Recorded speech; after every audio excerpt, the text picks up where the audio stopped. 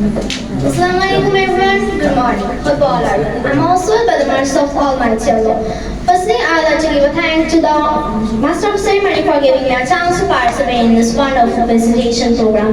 I'd like to give a special thank to the guests, honorable teachers, respected guardians, and my dear lovely friends. Today, my presentation topic is space telescopes. Before starting, I'd like to introduce myself.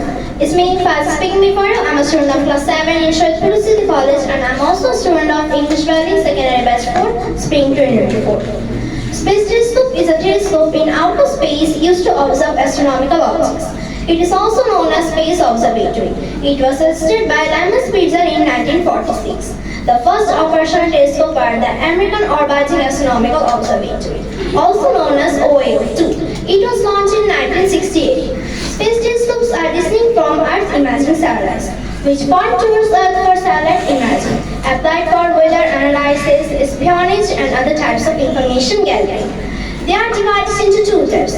Number one, satellites which map the entire sky. We can also say astronomical survey.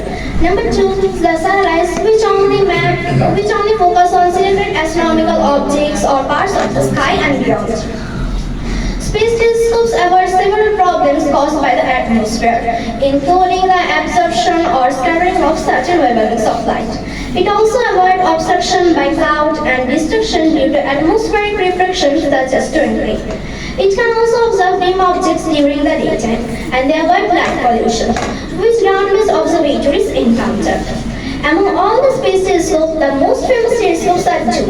They are Hubble Space Telescope and James Webb Space Telescope.